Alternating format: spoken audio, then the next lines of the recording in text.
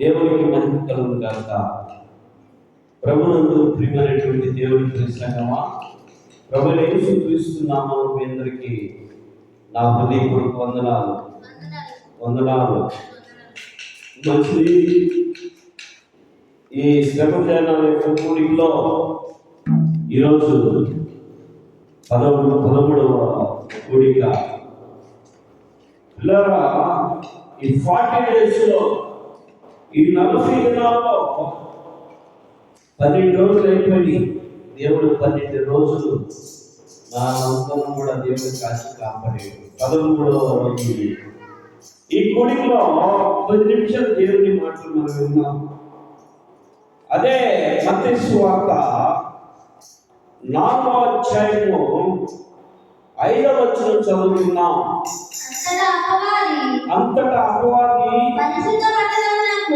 పరిశుద్ధ పట్టణమునకు ఆయనను తీసుకొని పోయి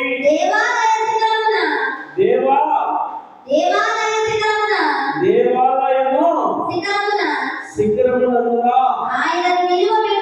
ఆయన నిలవబెట్టి, నీవు దేవుని కుమారుడవైతే కిందకు దూకుము, ఆయన నిన్ను గూర్చి తనకి దూతలను ఆజ్ఞాపించును. చూడండి, అపవాదంట ఉపవాసంలో ఉన్నటువంటి యేసు ప్రభు దగ్గరికి వెళ్ళి ఆ యెరూషలేము పట్టణంలోకి తోడుకొని పోయి ఆ దేవాలయం చివరి వరకు ఎక్కించి, ఇదిగో కింద చూపించి, నువ్వు నిజమైన దేవుని కుమారుడు అయితే ఇక్కడి నుండి దూరం, నిన్ను రక్షించడానికి దేవదూతలు వస్తారా, దేవుని కుమారులు వస్తారా, కుమారులు వస్తారా, ఎవరు వస్తారో చూద్దాం, దూకందంట సాతానుడు. చూడండి, సాతానుడు ఉపవాసంలో ఉన్న యేసుక్రీస్తు దగ్గరికి వెళ్ళన్న మాటలు చూడండి. బలహీన స్థితిలో ఉన్నటువంటి వారి మీదకి బలవంతులు ఎలా లెగుస్తారో, దేవుని బిడ్డల మీదకి లోకంలో ఉన్న బిడ్డలు ఎలా తిరుగుబాటు చేస్తారో, అపవాదైనటువంటి సాతాను దేవుని కుమారుడైనటువంటి యేసుక్రీస్తు ప్రభు మీద తన పంజలు వదులుతుంది. పిల్ల చూడండి ఏముందంటే, ఆ అరణ్యంలో ఆ పట్టణంలో తీసుకువెళ్ళి దేవాలయ శిఖరాన్ని ఎక్కించి కింద చూపించి, మరి నువ్వు తూర్పు చూడు, నేను రక్షించడానికి ఎవరు వస్తారు చూడాలి. అసలు ఏంటది? దాని ఉద్దేశం ఏంటి? దాని యొక్క తలంపులేంటి? దాని యొక్క విధానాలేంటి? అది ఎందుకు అంత తరచుగా ప్రభు దగ్గరికి వెళ్తుంది అంటే, ఆయన ఉన్నటువంటి ఉపవాసం అనే భంగము చేయటానికి. పిల్లరా, యేసుక్రీస్తు ప్రభు ఉపవాసం ఏమి ఉన్నాడంటే,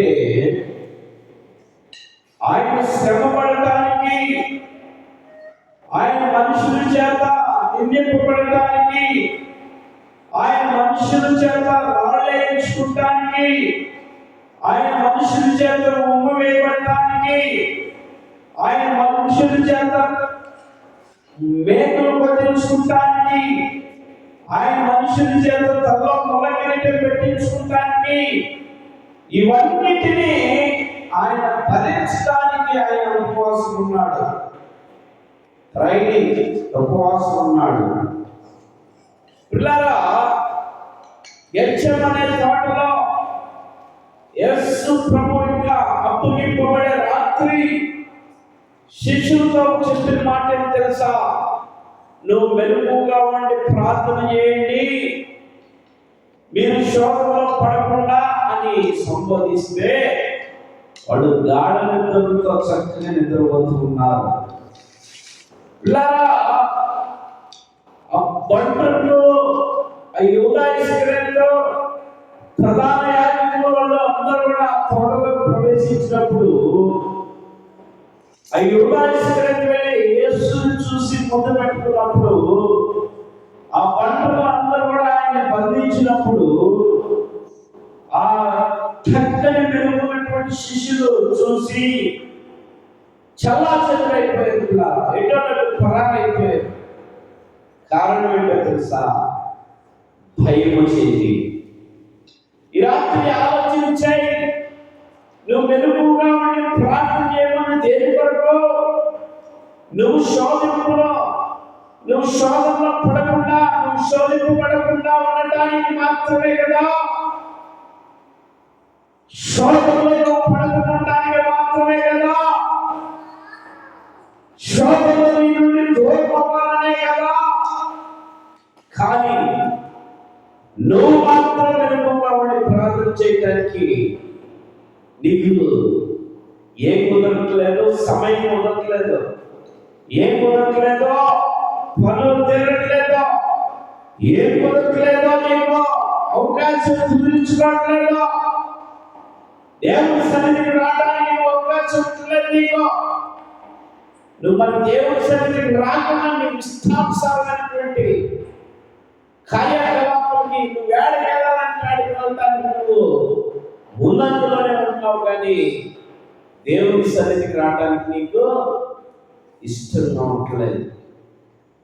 సాతాను ఆ దేవుడి దగ్గరికి వెళ్ళి సాతానుడు అన్న మాట నిజంగా నువ్వు రాదు, దేవుడి కుమారుడు అయితే దూకో.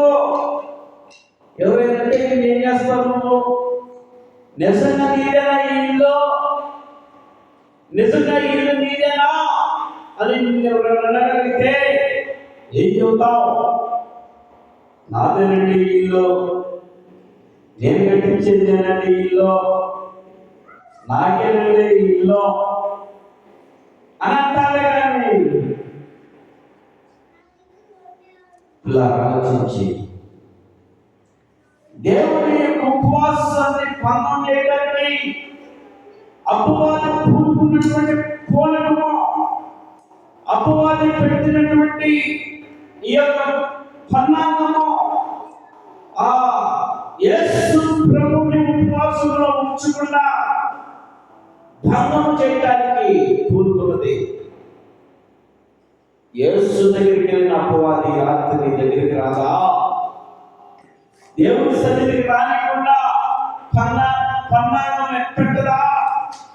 దేవుడి సన్నిధికి నీళ్ళు రానికుండా దేవుడికి ఆటంకపరచడానికి, దేవుడి సన్నిధికి ఆటంకపరచడానికి నిన్ను వేరు చేయడానికి చూడదా?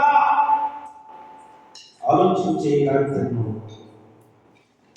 రాత్రి ఆలోచించే ప్రియమైన సహోదరి సహోదరుడా, ఈ రాత్రి నువ్వు ఆలోచించే నీ మీదకి దాని యొక్క పన్నాగాలతో నేను దేవుడి సన్నిధికి రానికుండా, ఈ లెంటు దినంలో నేను దేవుడి సన్నిధిలో కూర్చోలేకుండా, ఆయన శ్రమ ధ్యానంలో నిన్ను ఆయన సన్నిధికి రానికుండా, ఆయన ఆరాధించలేకుండా, ఆయన పాదాలు పెట్టుకుని ప్రార్థన చేయకుండా రకరకాల తలంపులని హృదయంలో పెట్టి నేను దేవుడి సన్నిధిని గౌరవపరుచుకుని చూడు ఎంత పన్నాగం వేసిందా నీ మీద. యేసు ప్రభు మీద వేసింది పన్నాగం. ఏమన్నా తెలుసా? నిజంగా నువ్వు దేవుని కుమారుడు అయితే ఈ రొట్టెలు రాజు చేసుకోవాలి. నిజంగా నువ్వు దేవుని కుమారుడు అయితే పైనుంచి తూకు, ఎవరు పట్టుకుంటారో చూస్తా అంది.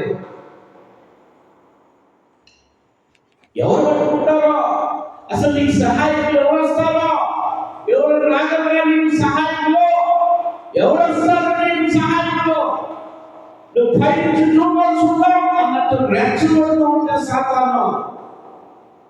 అదే భక్తి దేవుడు ఏమన్నాడో తెలుసా? ఓ సాతానా అని గర్జించాడు. పిల్లరా, నీ జీవితంలో కూడా నిన్ను కూడా అపవాది శోధిస్తుంటే, అపవాది నిన్ను వేధిస్తుంటే, అపవాది నిన్ను బాధ సాతాన్ని గర్వించడానికి యేసు రక్తంతో సాతాన్ని గర్వించడానికి అధికారం ఇచ్చేట్టున్నారు. నువ్వు మాత్రం ఆయన సన్నిధికి రాకుండా, ఆయన సన్నిధిలో కూర్చోకుండా నీ గుట్టిగా రావాలనుకుంటావు. దేవుడు నా ప్రియమైనటువంటి దేవుడికి బిడ్డలారా, చక్కగా అపవాది వేసే తంత్రములను చూస్తూ ఎంజాయ్ చేస్తున్నావు, దేవుడి సన్నిధి దూరం ఉంటున్నావు. దేవాతి దేవునికి నువ్వేం చేస్తున్నావు? వ్యతిరేకంగా నిలబడుతున్నావు. వ్యతిరేకంగా దేవుడికి వ్యతిరేకంగా నువ్వు నిలబడుతున్నావు. దేవుడి సన్నిధికి వ్యతిరేకంగా నిలబడుతున్నావు. దేవుడి సౌండ్కి వ్యతిరేకంగా నిలబడుతున్నావు. సౌండ్ సిస్టానికి వ్యతిరేకంగా నిలబడుతున్నావు. ఆలోచించేది నీ కొరకు ఆయన మాటలు వినిపిస్తూ ఉంటే, కుమారుడా కుమార్తె ప్రయాసపడి భారం వస్తున్నావు నా జిల్లారా, నా ఎదుటి నేను మీకు విశ్రాంతి ఇస్తాను, మిమ్మల్ని ఆనందింప చేస్తాను, మిమ్మల్ని దీవిస్తాను, సర్వ రోగములను మీ ఎదురు తొలగిస్తాను, సర్వ వ్యాధుల మీ దగ్గర తొలగిస్తాను, సర్వ పాపములను మీ దగ్గర తొలగిస్తాను, సర్వ దురాత్మలను మీ ఎదురు తొలగిస్తానని దేవాతి దేవుడైనటువంటి యేసుక్రీస్తు ప్రభువు నీ కొరకు ఎదురు చూస్తూ ఉంటే, నీ సొంత పనులే చేసుకుంటున్నావు. నీ సొంత పనులే చేసుకుంటున్నావు, దేవుడి సన్నిధి కాకుండా. నా ప్రియమైనటువంటి వాళ్ళ, ఈ రాత్రి ఏ స్థితిలో ఉన్నావు? ఈ రాత్రి నువ్వు ఏ స్థితిలో ఉన్నావు? నువ్వు ఆలోచన చేసుకొని దేవుని పాదాలు పట్టుకొని అడుగు, దేవుని అయ్యా అయ్యా నీ సన్నిధికి నేను రాలేకపోతున్నాను అయ్యా, అయ్యా నీ సన్నిధిలో నేను కూర్చోలేకపోతున్నాను అయ్యా, అయ్యా నీ సన్నిధిలో నేను నిలవలేకపోతున్నాను అయ్యా, అయ్యా నన్ను క్షమించయ్యా, నా ప్రాణాలను క్షమించయ్యా,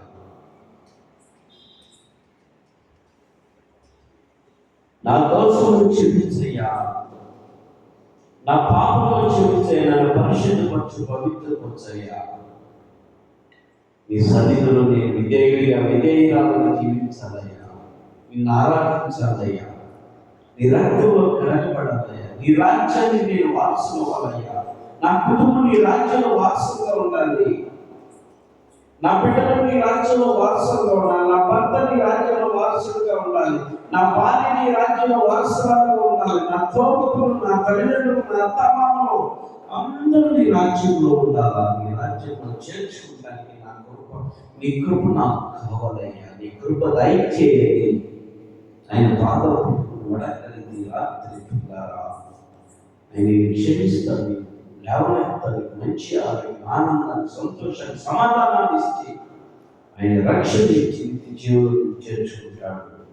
దేవుడి కొద్ది మాటలు దీవించుగాక. ఆమేన్. హల్లెలూయా. చెప్ప హల్లెలూయా. మంచిది. ఈ యూట్యూబ్ కార్యక్రమం చూస్తున్న మీరు దయచేసి సబ్స్క్రైబ్ చేసుకోండి, సబ్స్క్రైబ్ చేయండి, అలానే లైక్ కూడా చేయండి. దేవుడు మిమ్మల్ని మీ కుటుంబాన్ని దీవించుగాక. ఆమేన్. ఆమేన్.